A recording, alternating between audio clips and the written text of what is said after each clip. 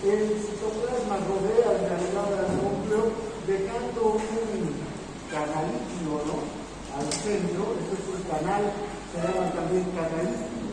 Este canalículo, en la parte del citoplasma que da el canalículo, hay un borde en cepillo.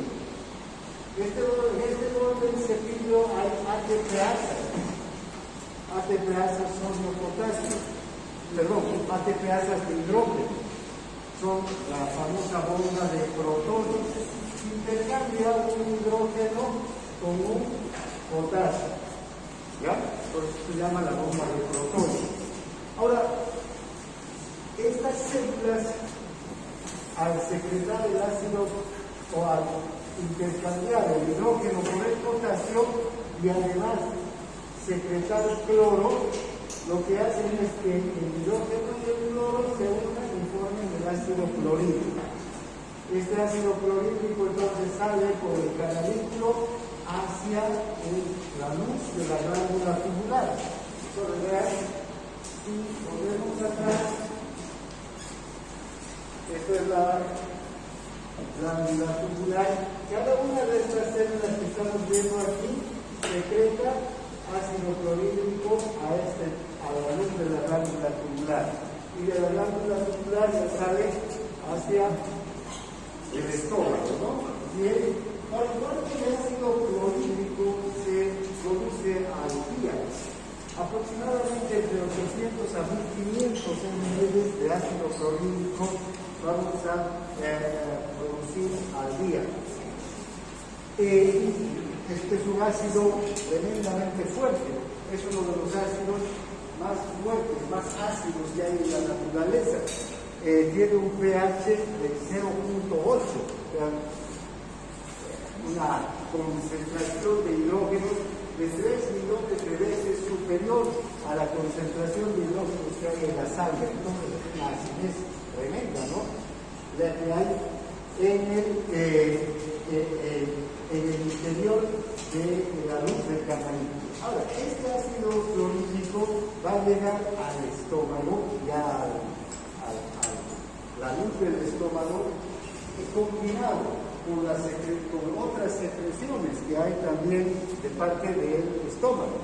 Por ejemplo, está el moco, aquí arriba, volvemos a las glándulas tubulares, está haciendo calor aquí,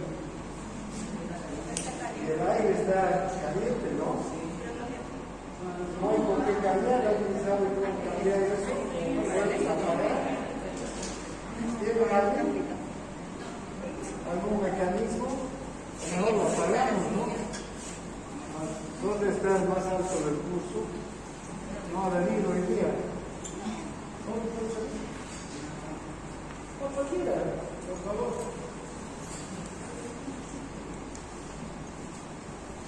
Ahorita estoy apagado, pero estamos cobrando aquí. No sé cómo se puede cambiar.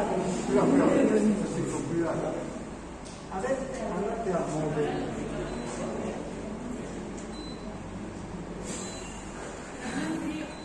¿Cuál es frío?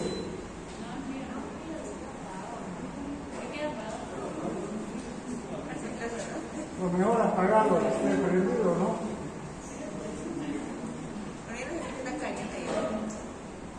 Porque ya estamos sudando. Claro, si no, es mejor que no dé nada a que esté con calefacción. Bueno, entonces, el ácido clorhídrico se va a unir al pepsinógeno, al moco, y ese pH de 0,8 va a cambiar. Y el jugo gástrico en general va a tener un pH de aproximadamente 3.5. Ya no es tan ácido, igual sigue siendo tremendamente ácido. Ahora, ¿cómo se secreta el ácido clorhídrico? Fíjense, esta es la célula parietal, y la célula parietal también va a desarrollar una serie de procesos bioquímicos para poder liberar un hidrógeno hacia la luz del canal líquido para que este hidrógeno se una con este cloro y forme el ácido clorhídrico. ¿Cómo se obtiene entonces este ácido clorhídrico ya en la luz del canal líquido? Fíjense ustedes, este es el líquido extracelular, este es el citoplasma de la célula oxídica. Desde el espacio extracelular llega el dióxido de carbono. El dióxido de carbono se une a el agua que está en la luz o que está en el citoplasma de la célula oxídica. Aquí está también la anhidrasa carbónica, ¿verdad? Ya conocemos esta enzima, va a propiciar la unión del dióxido de carbono con el agua y va a formar primero, ¿qué cosa? Ácido carbónico, ¿no? Y el ácido carbónico va a liberar un hidrógeno, este hidrógeno, y un bicarbonato. El bicarbonato vuelve hacia el líquido extracelular y el hidrógeno queda libre. Este hidrógeno es transportado con la ATPasa hacia la luz del canal. Por otro lado, el cloro, que tiene una concentración de 103 miliequivalentes litro en el líquido extracelular y aquí en la célula de 7 a 8, ¿no es verdad? Va a entrar por difusión. Y aquí también va a haber un transportador, una proteína transportadora que va a transportar el cloro hacia el canal. Y una vez que el cloro y el hidrógeno se encuentren, van a formar el ácido clorhídrico. Es así de sencillo como todos los otros pasos que hemos visto, ¿no? Cómo se forma bicarbonato e hidrógeno a partir de esta reacción de dióxido de carbono más aire. La condición es que las células que forman que producen esta reacción tienen que ser células que tienen la anhidrasa carbónica, esta enzima que acelera esta reacción. Bien, ahora, ¿cuáles son los factores básicos que van a estimular la secreción gástrica, en especial la secreción de ácido clorhídrico? Vean, vamos a tener que el ácido clorhídrico va a ser estimulado por tres mecanismos. Uno es el sistema nervioso autónomo y el sistema nervioso entérico a través de la acetilcolina. Dentro del sistema nervioso autónomo hemos visto que el parasimpático es el que actúa estimulando todas las funciones gastrointestinales.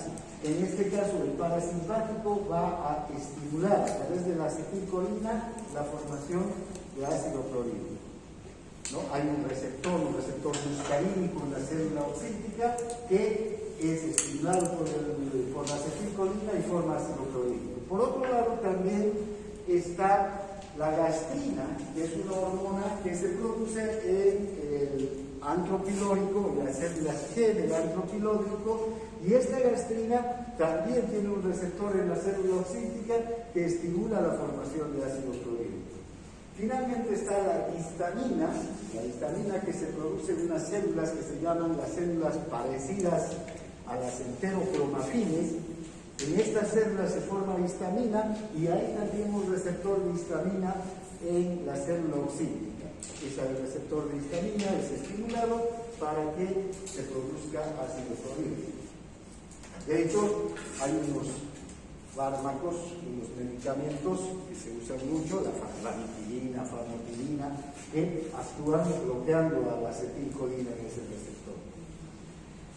Luego, ese es para la formación del ácido clorhídrico. Para el moco también hay un mecanismo para la formación del moco. ¿Y quién va a intervenir para la formación del moco? También va a ser la acetilcolina. La acetilcolina interviene de manera, protagonista en la estimulación de prácticamente todas las glándulas del organismo. El parasimpático libera acetilcolina y se va a producir moco. Y finalmente también para la secreción de pepsinógeno. ¿Vean? El pepsinógeno, que es una enzima que se produce en las células principales, también se va a estimular a través del parasimpático. Este pepsinógeno es muy importante porque es una proenzima, ¿no? ¿Verdad? El pepsinógeno es una proenzima, es una enzima inactiva, es una proteína que tiene inicialmente un peso molecular de 42.000, pero cuando se une al ácido clorhídrico, y si volvemos al gráfico anterior, fíjense, el pepsinógeno se produce aquí y el ácido clorhídrico se produce aquí pepsinógeno. El pepsinógeno, cuando sale a través de la luz de la glándula tubular para llegar ya al estómago, ¿no? Cuando sale, se une al ácido clorhídrico. Esa unión del pepsinógeno con el ácido clorhídrico lo activa y se lo convierte en una enzima ya potente, la pepsina. Entonces, el pepsinógeno es una proenzima. Esta pepsina ya tiene un peso molecular de 35.000. Es una enzima proteolítica. ¿Qué quiere decir esto? Que digiere las proteínas. Cuando nosotros comemos proteínas, y en especial cuando comemos proteínas animales, ¿verdad? La digestión de estas proteínas no empieza en la boca, como por ejemplo el almidón, que cuando comemos pan, semilla de yuca, etcétera, maíz, el almidón empieza a ser digerido en la boca.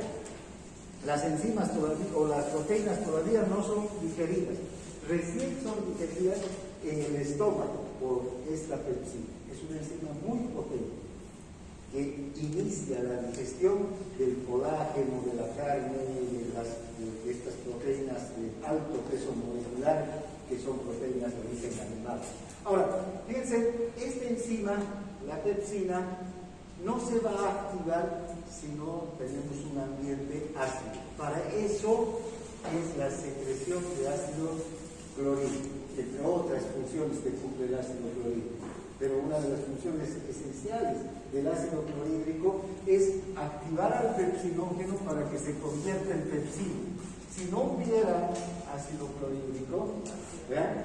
No se activa el pepsinógeno y puede, no hay una digestión adecuada de las proteínas. Hay una condición, una enfermedad que es la acloridria. ¿Qué quiere decir esto? Que no producimos ácido clorhídrico.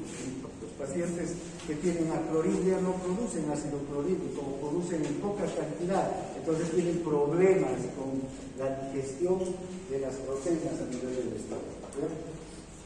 Luego, también a nivel de las glándulas oxínticas, de las células oxínticas, se secreta el factor intrínseco. Este factor intrínseco es esencial para la absorción de la vitamina B12.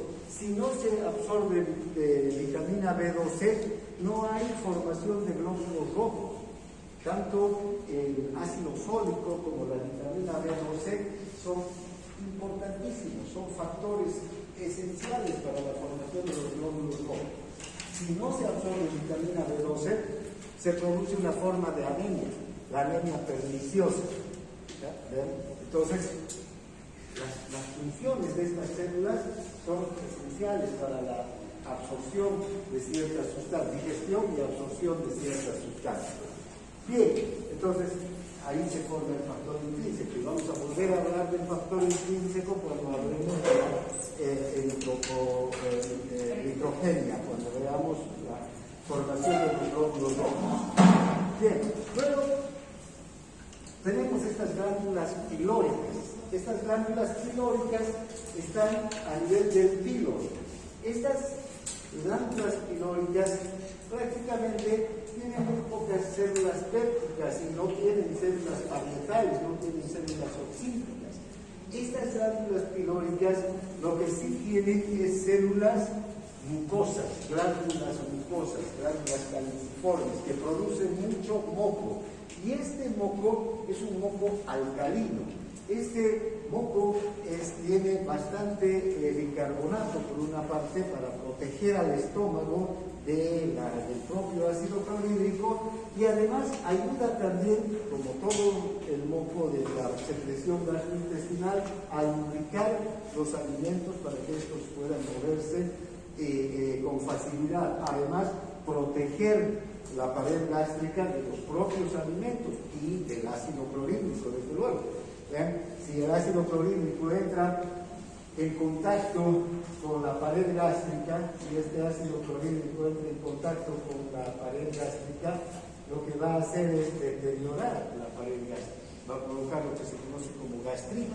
Pero no solamente es el ácido clorhídrico el que aquí va a afectar, sino también las proteínas de estas células van a quedar expuestas. ¿Y quién está en el estómago? El pepsinógeno. Y vean, ese pepsinógeno es capaz también de actuar sobre estas proteínas y provocar un daño mayor todavía. Entonces, el moco alcalino que tenemos aquí,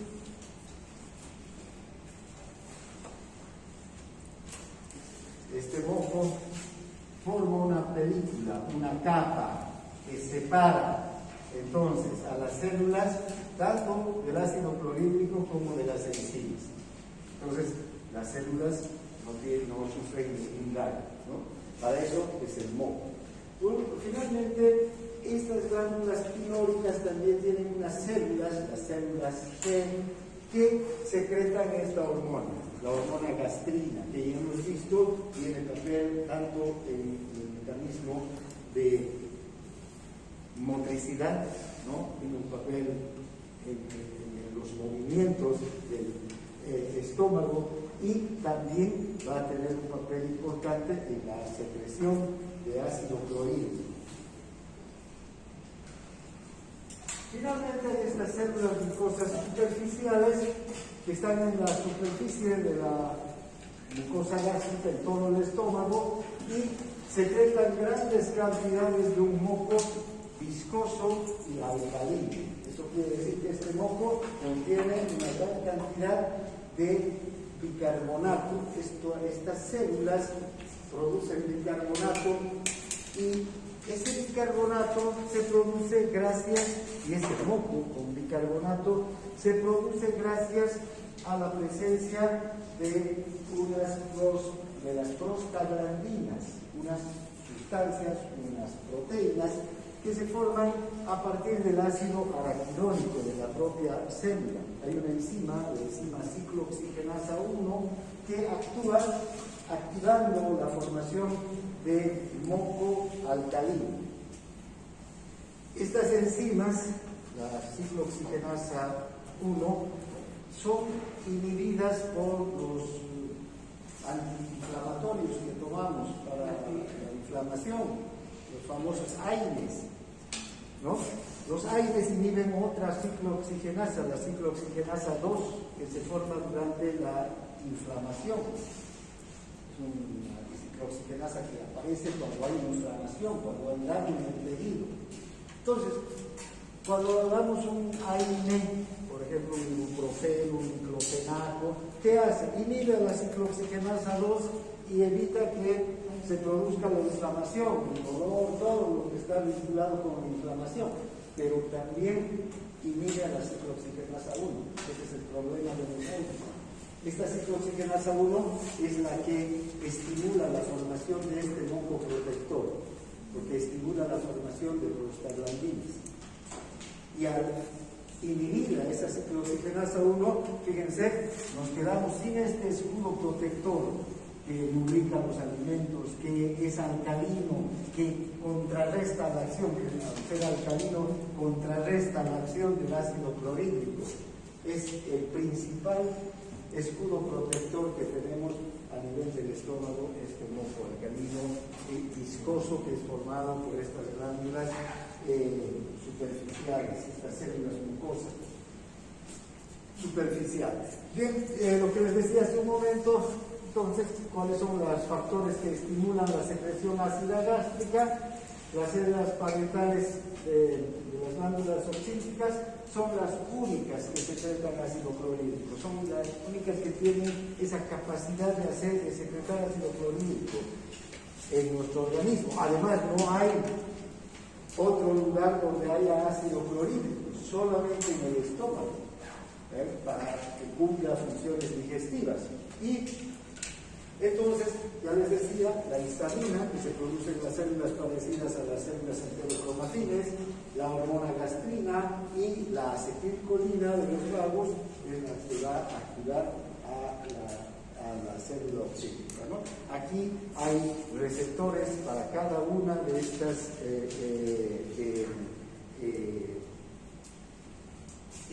sustancias, neurotransmisores y hormonas, ¿no? Por ejemplo, la acetilcolina lo que hace es aumentar el AMP cíclico intracelular, y al aumentar el AMP cíclico intracelular se activa la ATPase sodio-potasio o hidrógeno-potasio para el intercambio y la secreción de iones hidrógeno. La gastrina y la histamina lo que hacen es más bien aumentar el ingreso de calcio, el flujo de calcio al interior de la célula para también activar a la secreción de iones hidrógeno hacia el canalito. Entonces, son sustancias que estimulan la secreción ácida. Ahora, ¿cuál es la regulación? ¿Cuáles son los mecanismos para la regulación en la secreción del pepsinógeno? La acetilcolina es el principal, digamos, estimulante, ¿no? Las células pépticas o principales van a ser estimuladas por la acetilcolina. También hay un receptor M3, muscarínico de la acetilcolina, que está en estas células. Estas células liberan, el vago y el plexo mientérico también, en realidad el plexo submucoso va a liberar acetilcolina y va a producir la activación de la secreción de pepsinógeno. También la estimulación de la secreción de pepsinógeno está directamente relacionada con la secreción de ácido clorhídrico, porque estas dos sustancias están íntimamente relacionadas, ¿no? El ácido clorhídrico convierte al pepsinógeno en pepsina, recuerden, ¿no? Bien, ahora, ¿cuáles son las fases de la secreción gástrica? ¿Vean? ¿En qué momento empiezan las glándulas del estómago a secretar estas sustancias? En cualquier momento. No están directamente relacionadas con la ingesta de alimentos. Por eso hay una primera fase, es esta fase cefálica. Entonces, está controlada por el encéfalo, por eso se llama cefálica. No es que el alimento tiene que llegar al estómago para que recién empiece a secretarse jugo gástrico. El solo pensar en una comida que nos gusta ya nos puede hacer producir no solamente jugo gástrico, sino también saliva. Ese es. Ahora, la visión, el olor, la forma de los alimentos también, ¿no?, estimulan esta fase cefálica, el gusto. Entonces, si ya probamos un alimento, con mayor razón todavía se pone en marcha esta fase cefálica. ¿Y desde dónde parten las señales nerviosas que van a estimular la secreción gástrica? Desde la corteza cerebral. Estamos siendo conscientes de los alimentos, de nuestros gustos. Recuerdan, en la primera clase hemos hablado que el apetito es uno de los factores importantes para la ingesta de alimentos, ¿no? Nosotros ingerimos alimentos por dos factores. Uno es el hambre, la necesidad intrínseca de alimentarnos, de nutrir.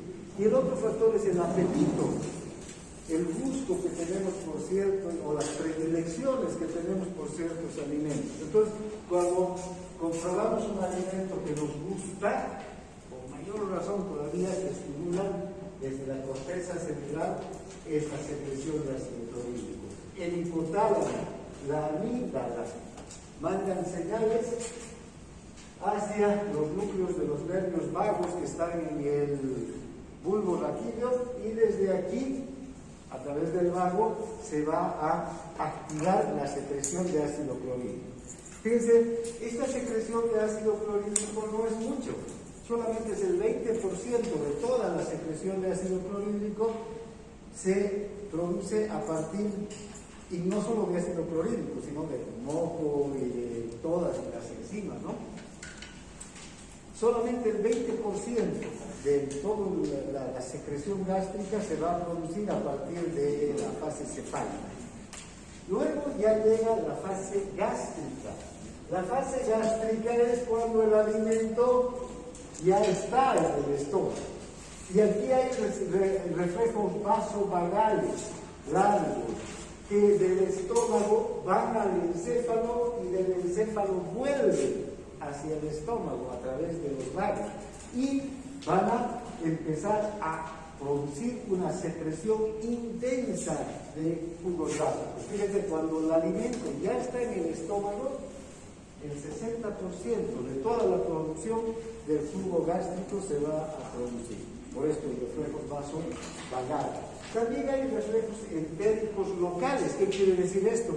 Que la propia presencia del alimento estimula a las células localmente y hacen que empiecen a producir ácido clorhídrico, pepsinógeno, moco, etc.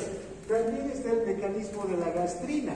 Y vean, la gastrina, cuando el alimento está aquí, en el píloro, es cuando se activa la gastrina. Y la gastrina se secreta y la gastrina va a actuar sobre todas las células oxínticas para estimular la secreción de ácido clorhídrico, como hemos visto hace un momento. Entonces, aquí, tanto el vago con la acetilcolina como la gastrina y el propio estímulo local, van a producir una secreción profusa, intensa de ácido clorhídrico, de moco, de factor intrínseco y de pepsinógeno. Todos entonces estos productos que se secretan en las glándulas gástricas van a empezar a ser secretados en gran cantidad. Es una secreción profusa, intensa, 60%. Luego está la fase intestinal, cuando el alimento llega al intestino, en especial al duodeno. Cuando llega al duodeno todavía induce una pequeña secreción de jugo gástrico, la presencia del alimento del duodeno. Bien, que es mínima, 10%, 10 a 20%. Doctor, una pregunta. En la fase cefálica dice 30% en el alimento. Bueno, puede ser 20-30%, no hay problema. Doctor, ¿y esto tiene relación con lo de la motilina o son mecanismos diferentes? Diferentes. ¿Por qué? Porque fíjate que la motilina induce no la secreción. ¿Qué le induce la motilina? ¿Pero qué cosa? El dolor. ¿Pero por qué se produce? Por movimiento. La motilina, ¿sobre qué actúa? Sobre el músculo liso, y produce esos movimientos, contracciones de hambre, que duele el estómago. ¿Sí? ¿Ya? Es cuando ha disminuido, generalmente cuando se secreta motilina, cuando han disminuido las concentraciones de aminoácidos, de glucosa, de ácidos grasos en el plasma, ¿no? Entonces, esto ya quiere decir que necesitamos alimentarnos, ¿no?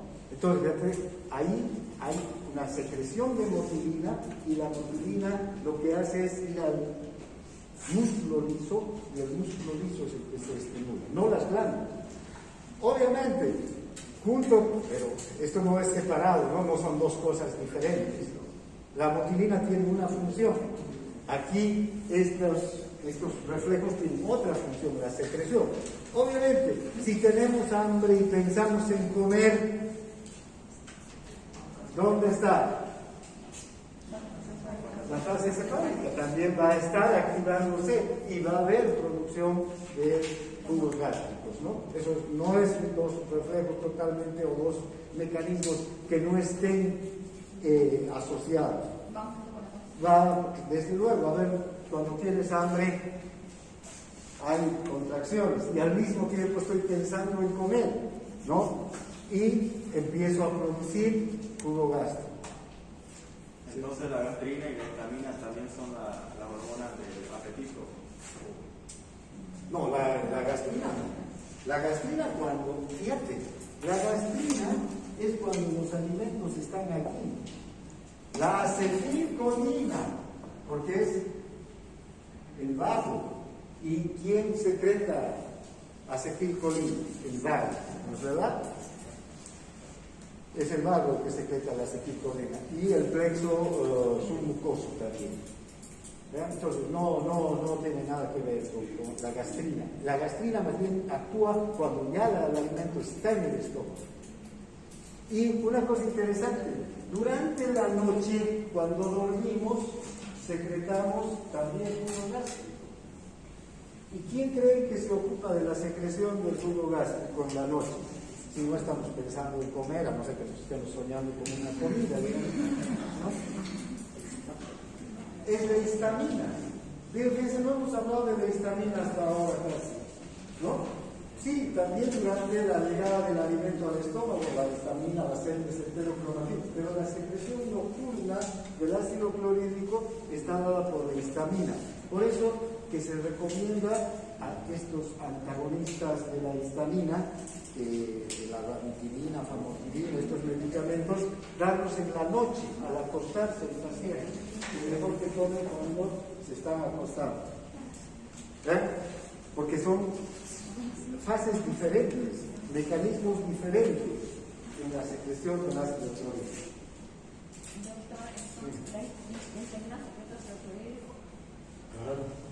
Y la gastrina, también dijo la gastrina que aumenta el ingreso de calcio para la activación de la secreción de iones hidráulicos. Pero claro, solamente es el mecanismo.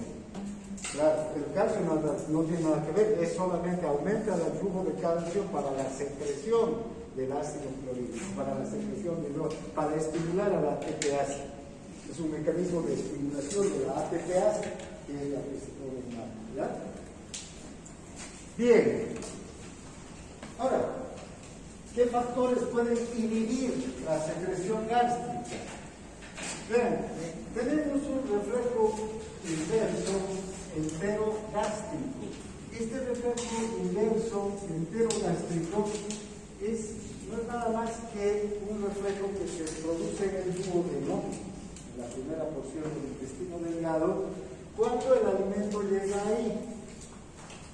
Vean, aquí tenemos, ¿no? Fíjense, el alimento, ya hablaremos ahora del quimo. El quimo que se forma en el intestino o en el estómago es bombeado a través de la bomba pilórica. Recuerden, hemos hablado de esto con un elevado en los movimientos.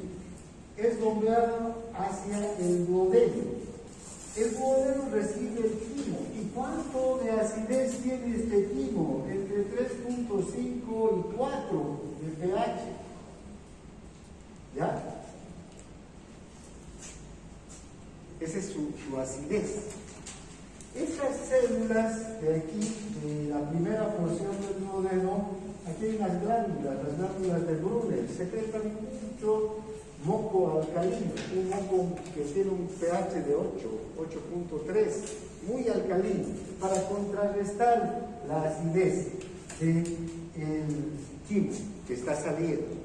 Entonces, ¿y por qué es necesario que el quimo no sea ácido? O sea, ¿por qué se tiene que contrarrestar esa acidez?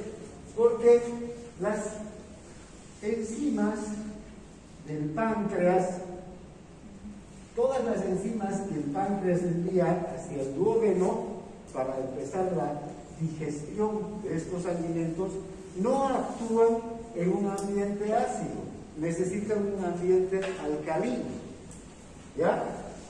Al contrario del pepsinógeno, ¿ya? El pepsinógeno necesita un ambiente ácido, ¿no? En cambio, aquí también están enzimas que están en su forma de proenzimas, la tripsina, la quimiotripsina, el polipepsinógeno, son enzimas que están en una forma de proenzimas. Cuando llegan al duodeno recién se activan y aquí necesitan un ambiente alcalino para activarse. Si el pH del quimo es demasiado ácido o lleva demasiado quimo y el pH continúa ácido 5, 6, fíjense, entonces se inicia este reflejo enterogástrico que inhibe la secreción de ácido clorhídrico y también inhibía, ¿recuerdan qué cosa? Este mismo reflejo que inhibía los movimientos, en especial los movimientos de la bomba pilórica, ¿no? Para que deje de pasar quimo ácido. Entonces, fíjense, es necesario entonces que para la degradación, para la digestión de las proteínas, de los carbohidratos, de las grasas, a partir de las enzimas pancreáticas y de las enzimas del propio intestino, este ambiente sea alcalino, ¿no? Entonces, ahora, una cosa interesante es que la presencia del quimo aquí, como es ácido, va a estimular a varias células, ¿no? Va a estimular a varias células. Hay unas células S, hay unas células I aquí en el colon, o en el duodeno y en el intestino delgado. Estas células S producen una hormona, la secretina. Esta hormona secretina actúa sobre el páncreas y activa la producción de un ácido o de un líquido, de una producción líquida muy alcalina, con un gran contenido de bicarbonato. Las células I, en cambio, producen la colecistocinina, que es otra hormona que también va a actuar sobre el páncreas para que produzca enzimas pancreáticas. Esta misma hormona, la colecistocinina, va a actuar sobre la vesícula biliar y va a estimular la contracción de la vesícula. ¿Para qué? Para que llegue bilis. Fíjense, todos estos mecanismos, entonces, favorecen la neutralización del quimo ácido, ¿no? Neutralizar la acidez del quimo y que empiece la digestión de los alimentos en el intestino delgado. Estos mecanismos son para eso. Pero si el quimo es demasiado ácido, puede darse este reflejo inverso, ¿no? Enterogástrico. Bien, además hay el polipéptido inhibidor gástrico también, que va a producirse en el intestino y va a inhibir las secreciones gástricas. La somatostatina también es capaz de inhibir la secreción gástrica. Bien, ahora hablaremos de la secreción pancreática. El páncreas es una glándula anexa, ya no son estas glándulas unicelulares que acabamos de ver, ¿no? Que producen una secreción, ya sea de ácido clorhídrico, de pepsinógeno o de moco. El páncreas es una glándula anexa, compuesta por muchos acinos glandulares, ¿no? Los acinos pancreáticos. Estas células glandulares del páncreas, entre todas juntas, van a producir una secreción que la vierten hacia un canalículo, hacia un conducto, y la unión de muchos de estos conductos va formando el conducto pancreático al final, por donde va a desembocar el jugo pancreático en el duodeno. Entonces, vean, el páncreas es una glándula grande, ¿no? Es una glándula anexa, está detrás del estómago y está compuesta por estos acinos que van a ir enviando sus secreciones a estos canales pequeños, luego al conducto pancreático que va a desembocar en el duodeno. Ahora, ¿qué tipo de secreción produce el páncreas? Primero hay que decir que el páncreas es una glándula mixta, es una glándula endócrina y exócrina.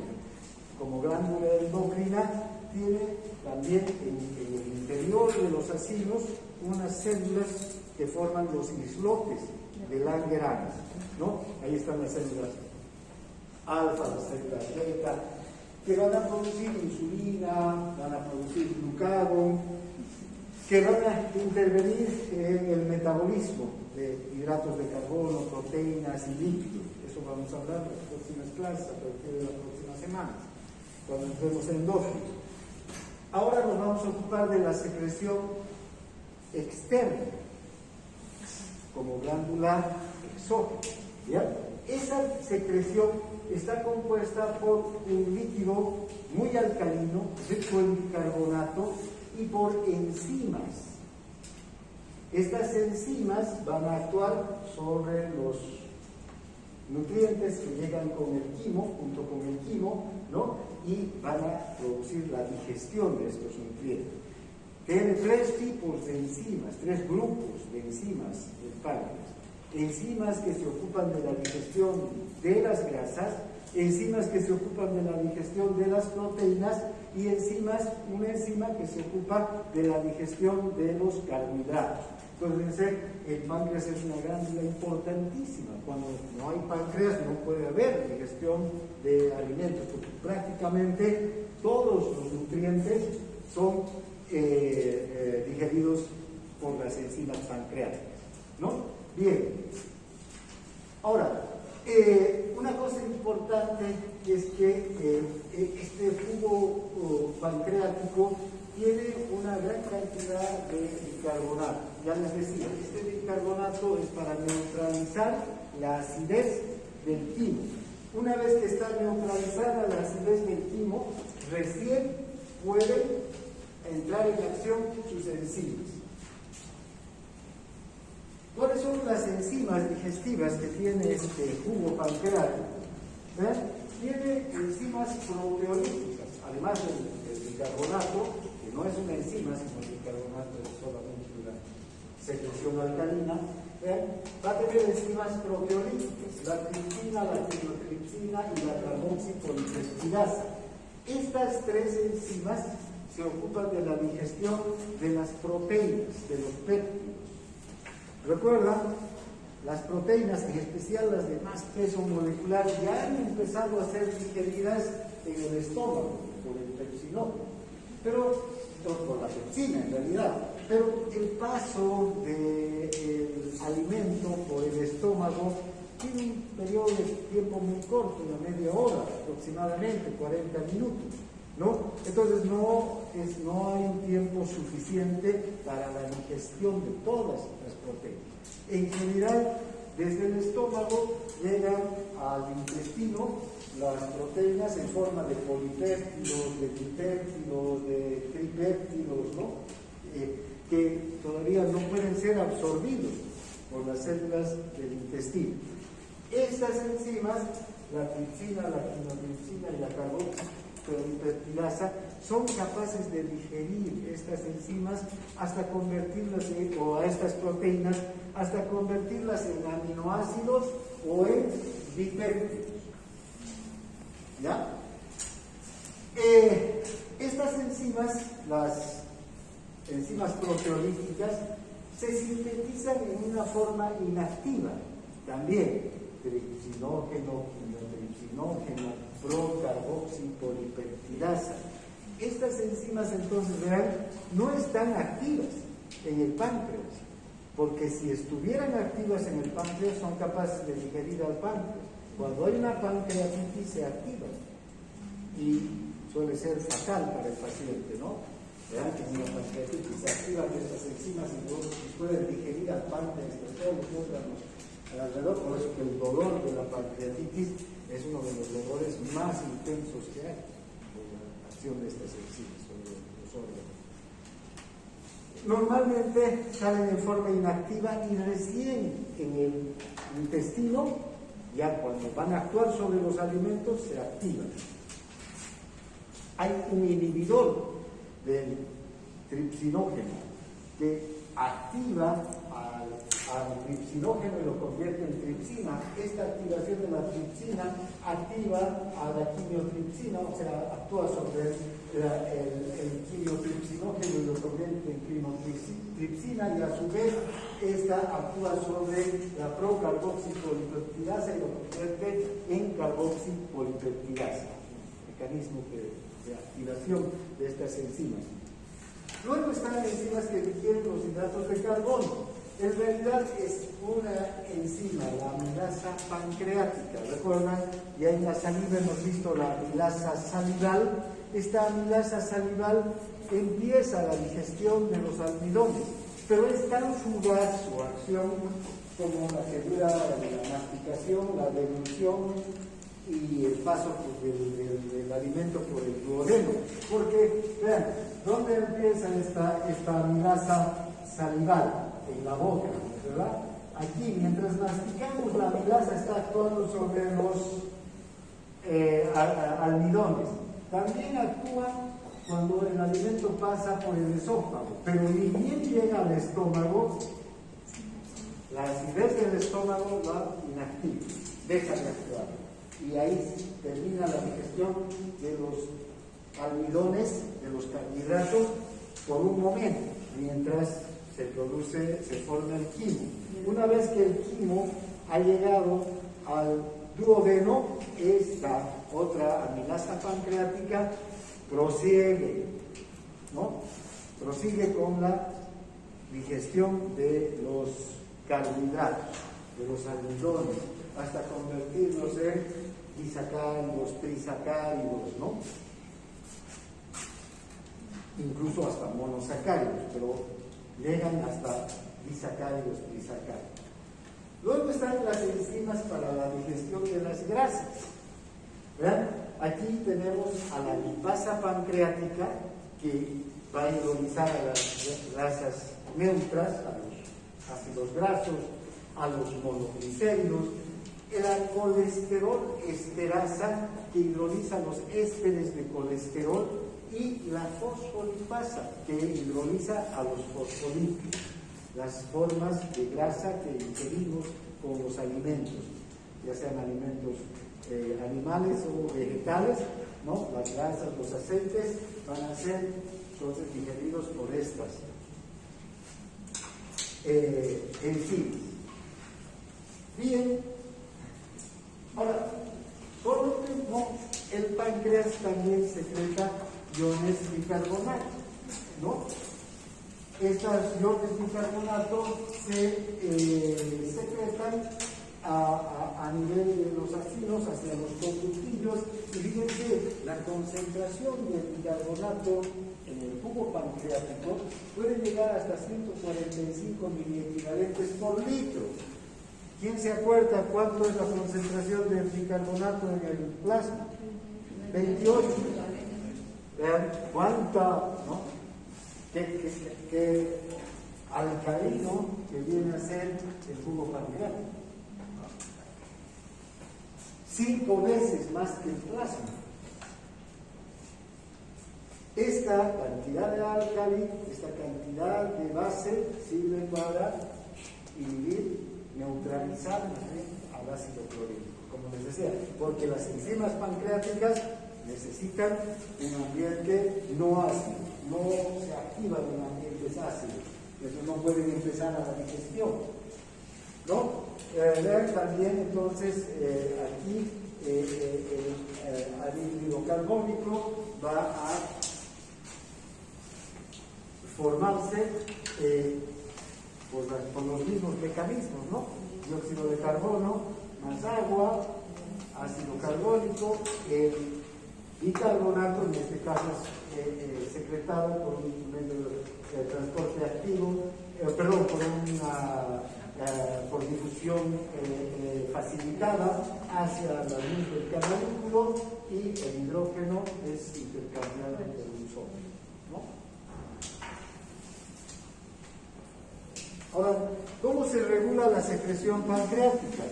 También vamos a ver que aquí intervienen neurotransmisores y hormonas.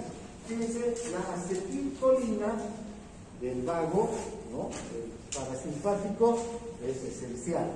Ya sabemos, no se olvide, el vago, la acetilcolina del parasimpático, activa, estimula la digestión.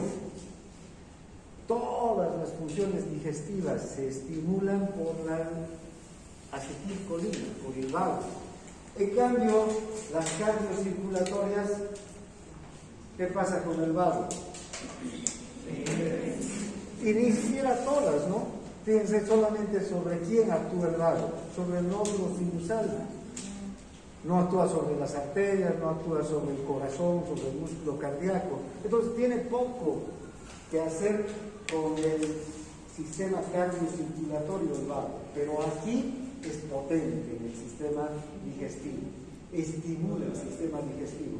En cambio, el simpático con la noradrenalina es potente en el sistema cardiocirculatorio, porque actúa sobre las arterias, sobre el corazón, sobre los nódulos, ¿no? Es muy potente sobre el sistema cardiocirculatorio. Y en el sistema digestivo, la noradrenalina inhibe, pero ni siquiera es un inhibidor potente. Hay otros mecanismos de inhibición, ¿no?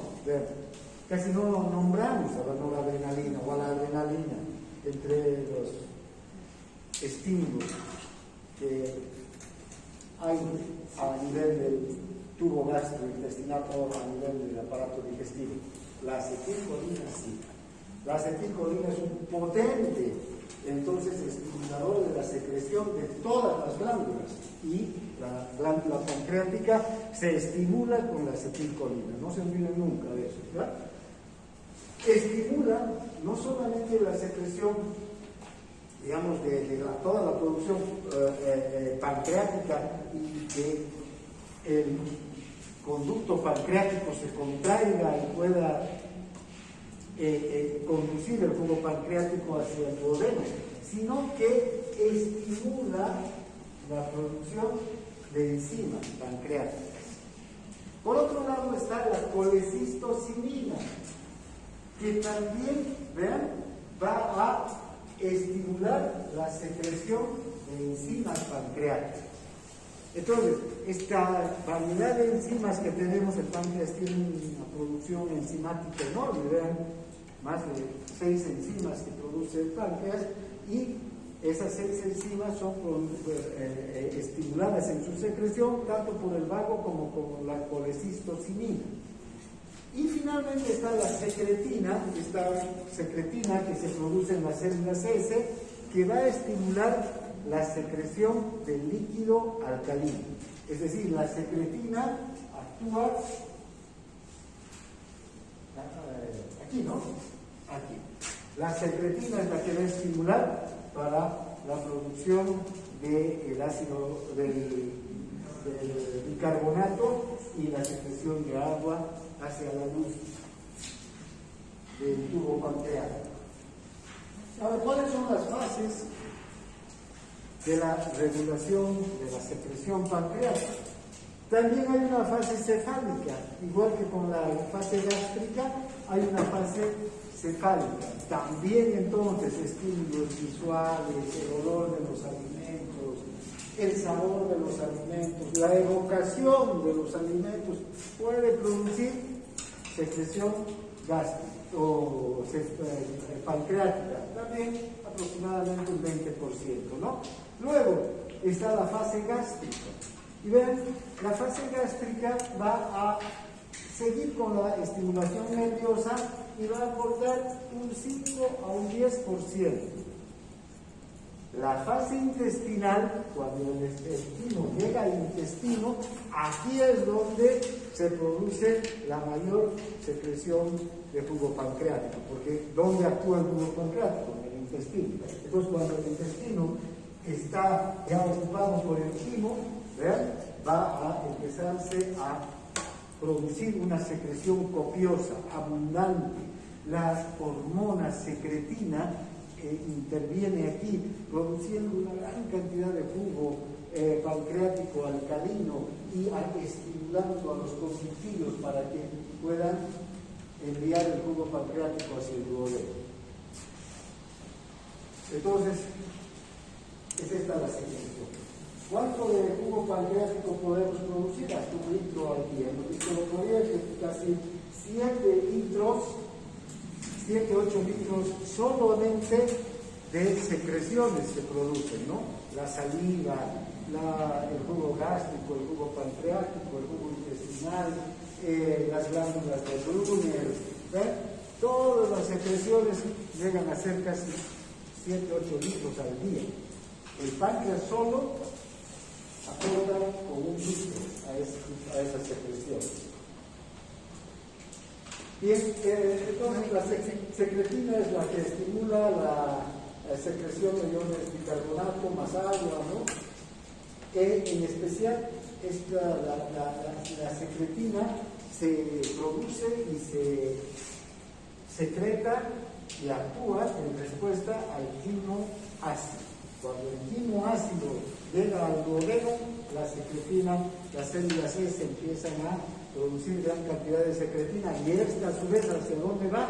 Hacia el páncreas, para aumentar la producción y la secreción. Y la colecistocilina, en cambio, lo que hace es aumentar la producción y secreción de proteasas, de peptonas, de ácidos grasos, ¿no? ¿Para qué? Para empezar con la digestión. Estas ya son enzimas, ¿no? Si ustedes observan, la secreción gástrica, el ácido clorhídrico, que estimula la secreción de agua y bicarbonato. Los líquidos, ¿no? De agua y mucha cantidad de enzimas. En cambio, el ácido clorhídrico, si hay mucho ácido clorhídrico, pocas enzimas. Y las peptonas, es decir, las proteínas, estimulan la secreción de enzimas más que de líquidos. Luego está la secreción de bilis por el hígado.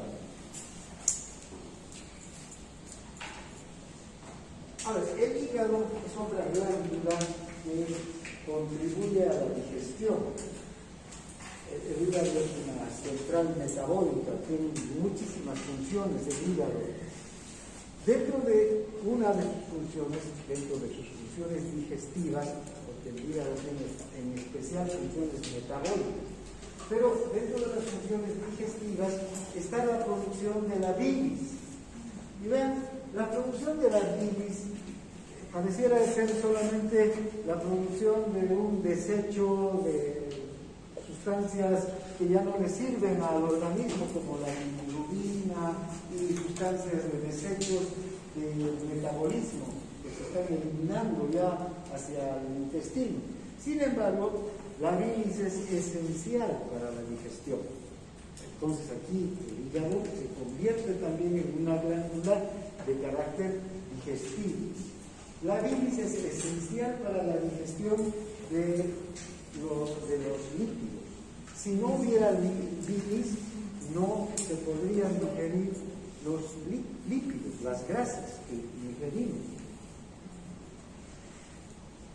No produce ni una sola enzima el hígado. ¿Vean? ¿Quién produce las enzimas para la indigestión de los lípidos? Las páncreas, ¿no? La lipasa, la fosfolipasa, ¿no? La colesterol esterasa, las 3 enzimas que intervienen en la digestión de los lípidos vienen desde el páncreas. Pero, a ver, cuando ustedes comen un churrasco y el plato queda con grasa, ponen agua, no sale la grasa, ¿no? Cualquier otra sustancia con el agua pura podemos limpiar y salir, pero la grasa no. Más bien se endurece más, ¿no? Dependiendo de si el agua no está hirviendo, desde luego. Pero se endurece más. Cuando queremos lavar un plato o nuestra ropa que se ha engrasado por algún motivo, ¿qué usamos? Detergente, jabón. ¿Sí? ¿Qué hacen los detergentes? Fíjense, las grasas tienden a, si estas son moléculas de grasa, tienden a aglutinarse, forman enlaces entre sí. Entonces siempre tienden a unirse, a mantenerse puros, ¿no? Si les viene el agua, siguen juntas. Lo que no sucede, por ejemplo, con las sustancias hidrosolubles, por eso se llaman hidrosolubles. Con el agua se solubilizan. El azúcar, por ejemplo, ¿no? Echamos al agua, se solubiliza, la sal se solubiliza, ¿no? No vemos la sal ahí aglutinada, a no ser que se evapore el agua. Pero mientras esté el agua, la sal está diluida, solubilizada. Las grasas no. Ahora, estas sustancias detergentes lo que hacen es separar a las grasas, a las moléculas de grasa, individualizarlas. ¿Y cómo? Formando una película a su alrededor. El jabón, el ace, ¿qué más? El OLA, conocen todos los detergentes, ¿verdad? Hacen una película que evitan que se junten entre sí las partículas, ¿ya? Y por eso es que cuando lavamos el plato, la grasa se va facilísimo, ¿no? O cuando lavamos el pantalón y la ropa con grasa, la grasa sale rápido. Lo mismo sucede con las grasas que comemos, pero gracias a la bilis, porque la bilis tiene una acción detergente. La misma acción que hace el jabón, la misma acción que hace el OLA o hace el ACE, el detergente que usa, va a producir la bilis con las grasas que come. ¿Está claro?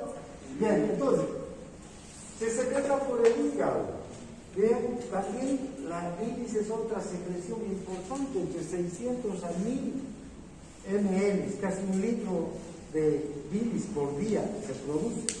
Aunque en realidad esta bilis es la que se produce en el hígado, pero la que va a salir desde la vesícula biliar es mucho menor. ¿Por qué? Porque la vesícula no solo almacena la bilis que produce el hígado, sino que además la concentra, le saca agua y le vuelve más concentrada a esa bilis.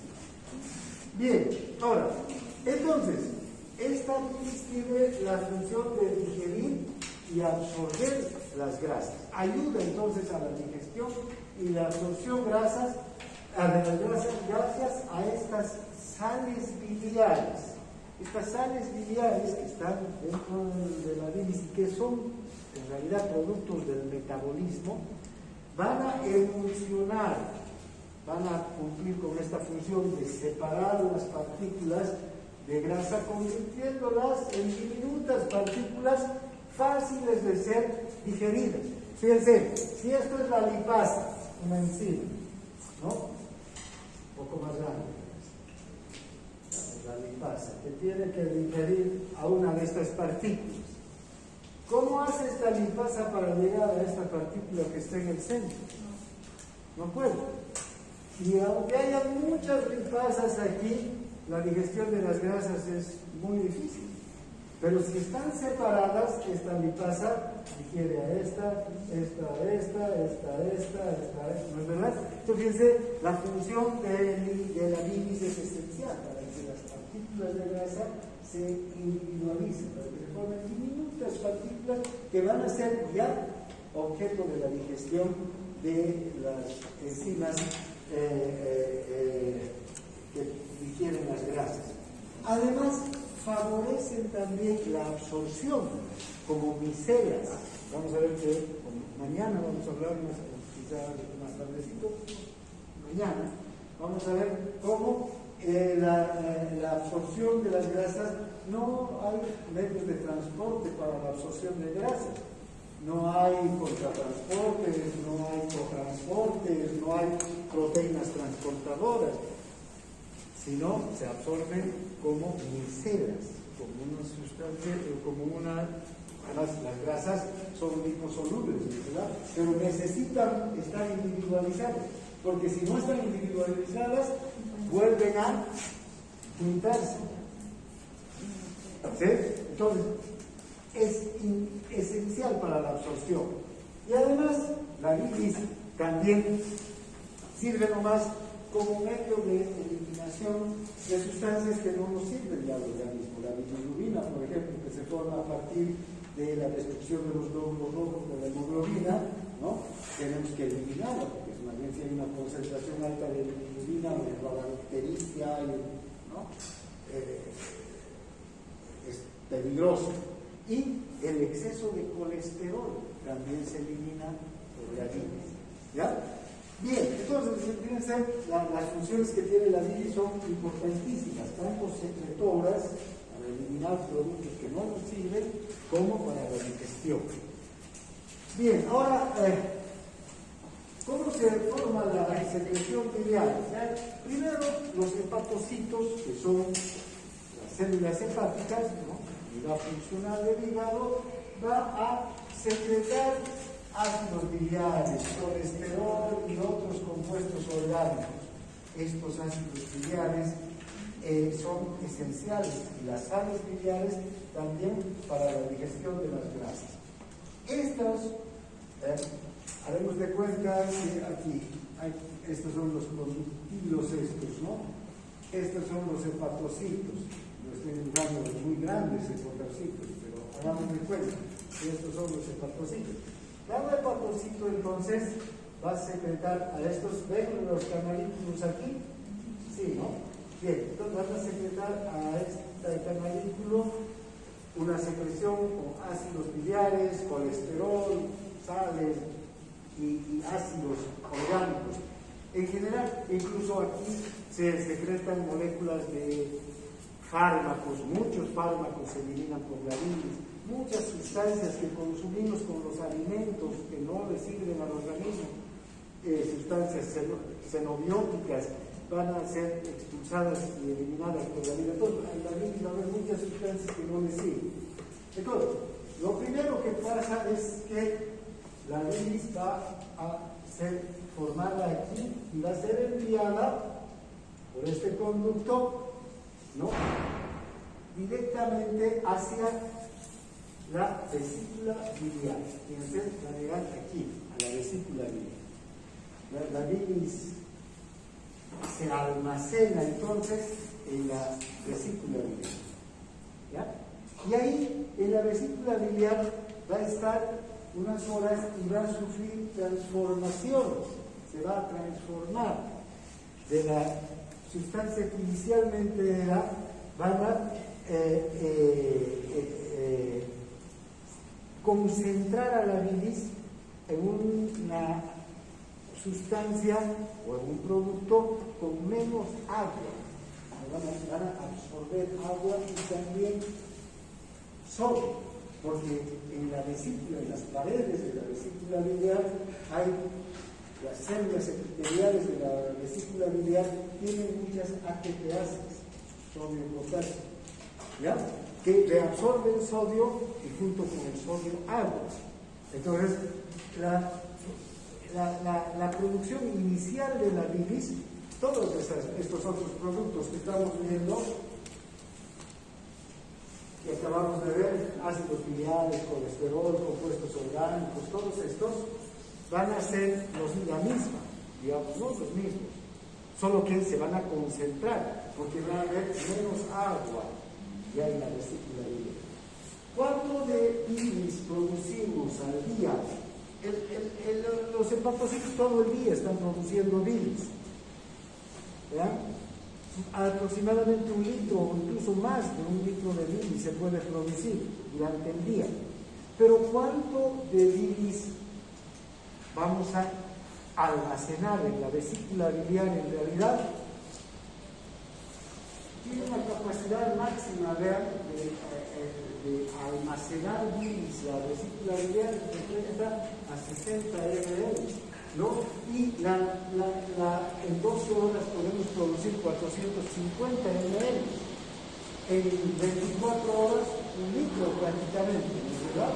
Ahora, la bilis aunque los hepatocitos producen todo el día bilis, cada segundo los hepatocitos están produciendo bilis, no dejan de producir. La bilis no llega todo el tiempo al intestino.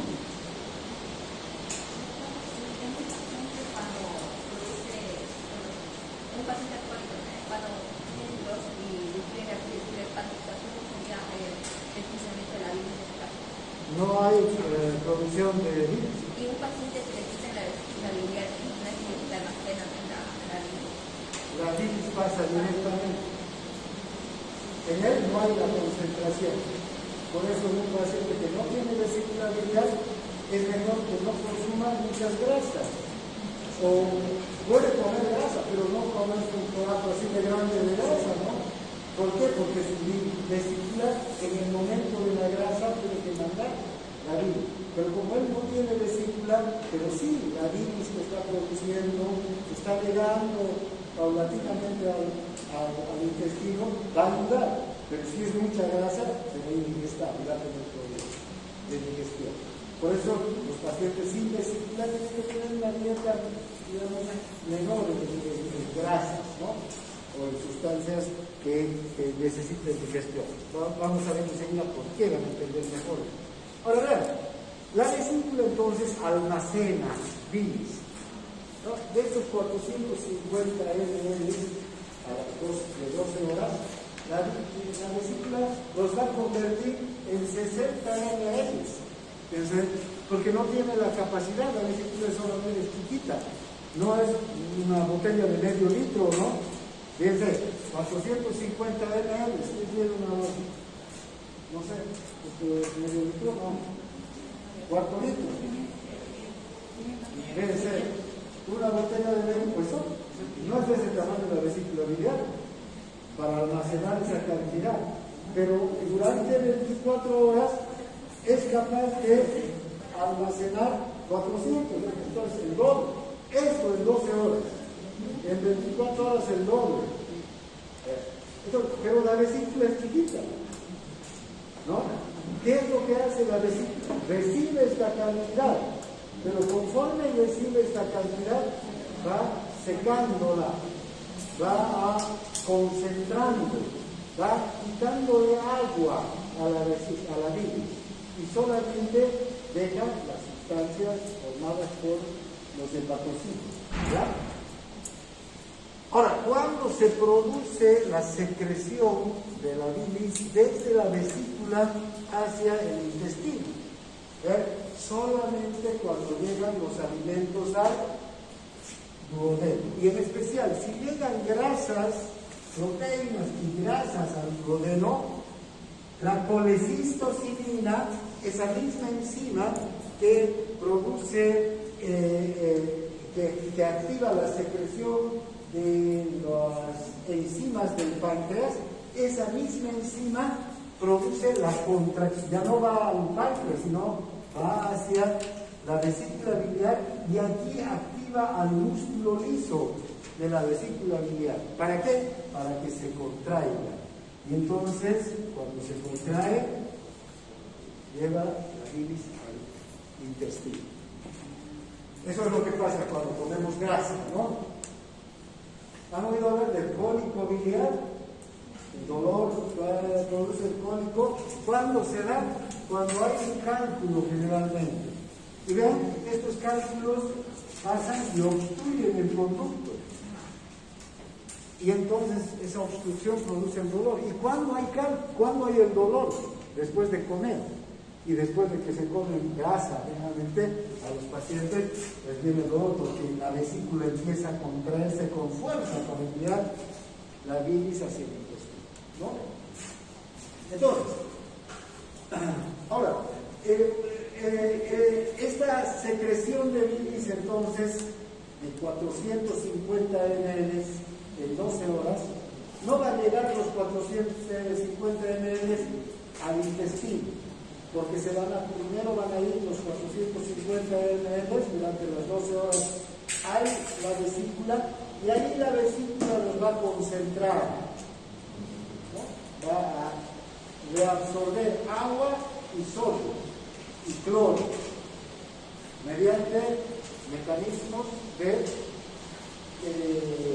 bombas ATPases que están en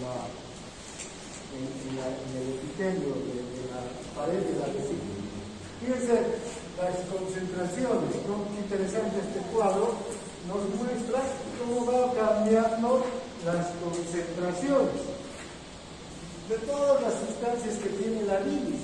La bilis hepática, la bilis que sale del hepatocito al cananículo y que llega a la vesícula, tiene una concentración. Y la bilis vesicular tiene otra concentración, ¿no? Agua, 97.5 gramos por decilitro. La bilis vesicular, 92 gramos por decilitro. Menos agua, porque se reabsorbe agua. Las sales biliares, ¿vean? Es poca la concentración de sales biliares en la bilis hepática, pero en la bilis vesicular aumenta, porque ya no hay agua, ¿no? Está más concentrada, más espesa, tiene esa bilis. La bilirrubina igual, de 0,04 gramos por decilitro a 0,3 gramos. El colesterol de 0,1 gramos a 0,03, y así podemos ir viendo. ¿Qué pasa con el sodio? ¿Por qué el sodio disminuye? Porque se reabsorbe con el agua. Porque se reabsorbe con el agua. Fíjense, el sodio, las ATPasas que funcionan, están reabsorbiendo sodio. El cloro también, ¿no? Cloro también, por los canales, ¿no? El potasio, en cambio, aumenta. Y miren cómo aumenta el potasio. ¿Por qué? No solamente porque se concentra, sino por las ATPasas también que están secretando iones potasio, ¿no? Bien, entonces, todas las sustancias se van a ir concentrando. Luego está el vaciamiento de la vesícula biliar.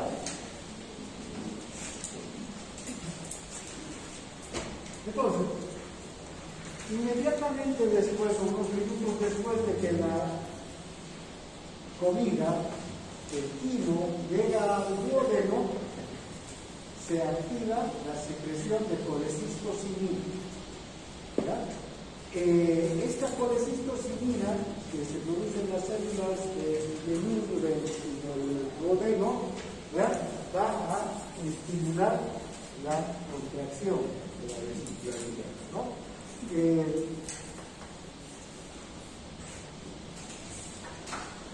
Cuanto más grasa llega, mayor producción de colecistocinina. Pero ahora, vean, ¿qué ocurre si llega mucha grasa y la producción de colecistocinina ha llegado al máximo y la cantidad de bilis también que estaba, esos 60 ml, quedó sin bilis en la vesícula biliar? ¿Qué va a pasar? Y hay mucha grasa todavía por digerir en el duodeno. ¿Recuerdan el reflejo inverso? Si hay mucha grasa en el duodeno, deja de funcionar la motricidad gástrica y el quimo deja de ser transportado desde el estómago hacia el duodeno, hasta que se digiera toda la grasa que ha pasado ya del estómago al duodeno, ¿no? Una vez que ya la grasa esa ha sido digerida, otra vez se ponen en marcha los movimientos del estómago. ¿Ya? Entonces, este es un mecanismo importantísimo, ¿no? Porque llega el alimento al duodeno, hay la estimulación de las células y estas van hacia tanto los canalitos, los hepatocitos como a la vesícula. ¿Para qué? Para estimular la secreción, la producción y la secreción de bilis, ¿no?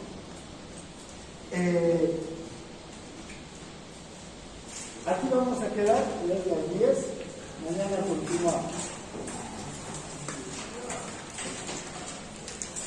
Y yo creo que mañana vamos a terminar. Todo gracias. ¿Ah? Mañana vamos a ver la digestión, ¿ya? La absorción, después entramos a el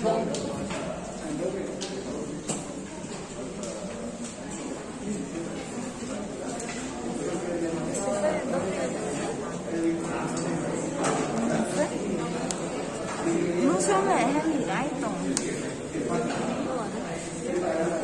Lo había dejado en la mesa de la sala, pero desapareció.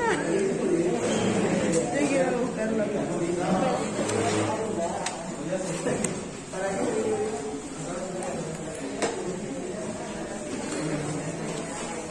para laboratorio.